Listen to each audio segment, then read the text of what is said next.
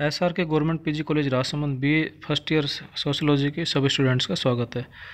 विद्यार्थियों, आज हम आपके पेपर फर्स्ट समाजशास्त्र का परिचय, इसका टॉपिक सामाजिक प्रतिमानों की विशेषताएं, इसका अध्ययन करेंगे। सामाजिक प्रतिमानों का अर्थ और परिभाषा पिछली वीडियो में हमने अध्ययन किया था और इसके बाद हम इसमें अध्ययन करेंगे सामाजिक प्रतिमानों की विशेषताएं। सामाजिक प्रतिमान का अर्थ उन सामाजिक नियमों से होता है जिनके पालन की अपेक्षा उस समाज के सभी सदस्यों के द्वारा की जाती है। अर्थात जो सामाजिक प्रतिमान है उनका जो मतलब है वो ये है कि ये सामाजिक प्रतिमान एक प्रकार के सामाजिक नियम है और इनके पालन की अपेक्षा समाज के सभी सदस्यों से की जाती है। सामाजिक प्रतिमान सभी समाजों में अनिवार्य रूप से पाए जाते हैं। सामाजिक जो प्रतिमान है वो हर एक समाज में निश्चित और अनिवार्य रूप से पाए जाते हैं। ऐसे किसी भी मानव समाज की कल्पना नहीं की जा सकती जिसमें कि कोई भी आदर्श नियम नहीं हो या सामाजिक प्रतिमान नहीं हो। मानव समाज की जो आदर्श व्यवस्था है वो लाखों साल पुरानी व्यवस्था है, तो इसका विकास मानव समाज के एक अंग के रूप में हुआ क्योंकि ये मौलिक सामाजिक आवश्यकता की पूर्ति में सहायक होती है। और जो सामाजिक प्रतिमान है ये मानव समाज के साथ ही उत्पन्न हुए हैं।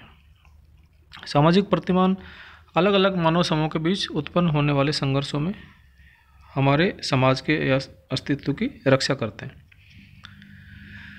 सामाजिक प्रतिमानों का पालन बाह्य दबाव के कारण ही नहीं किया जाता, बल्कि इसलिए भी किया जाता है कि लंबे समय से उनका पालन करने के कारण वे मानव व्यवहार के एक अंग बन चुके हैं। सामाजिक प्रतिमान मानव का एक प्रकार से पथ प्रदर्शन करते हैं तथा उसके अपने और अन्य व्यक्तियों के बारे में निर्णयों को निर्धारित करते हैं। सामाजिक प्रतिमानों के पालन तथा उल्लंघन से ही व्यक्तित्व और समाज की बहुत सी समस्याएं उत्पन्न होती हैं।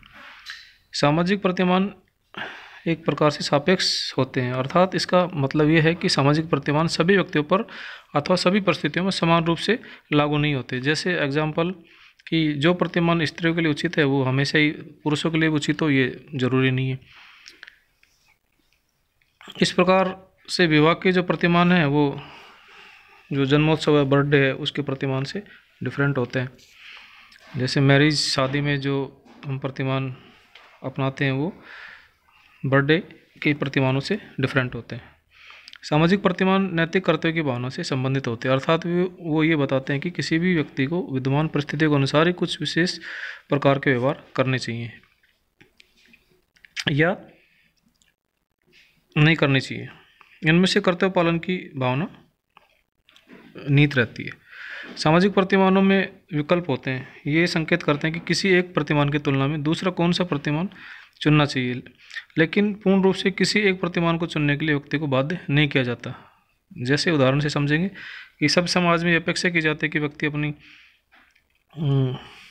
यूनिफॉर्म ठीक से पहने, अपनी सेविंग वगैरह बना के रखे, ठीक से कटिंग वगैरह ठीक से करवा के रखे, किंतु ये व्यक्ति की इच्छा पर निर्भर है कि वो किस उपकरण का प्रयोग इन कामों को करने के लिए करता है। किसी एक का प्रयोग करने के लिए उस पर दबाव नहीं डाला जा सकता। सामाजिक प्रतिमान व्यक्ति को प्रभावित करते हैं, साथ ही उससे प्रभावित भी होते हैं। सामाजिक प्रतिमान लिखित और अलिखित दोनों प्रकार के होते हैं। प्रथा, परंपरा, फैशन, रूढ़ियाँ, ये अलिखित सामाजिक प्रतिमान है और जो कानून है वो लिखित सामाजिक प्रतिमान है। सामाजिक प्रतिमानों का संबंध सामाजिक उपयोगिता और आवश्यकताओं से होता है, इसलिए आवश्यकताओं को बदलने के साथ साथ सामाजिक प्रतिमानों में भी बदलाव आता है। समय के साथ यदि उनमें बदलाव नहीं होता तो वो सामाजिक कुरीतियों और रूढ़ियों के रूप में बदल जाते हैं। सामाजिक प्रतिमानों का संबंध समाज की वास्तविक परिस्थितियों से होता है।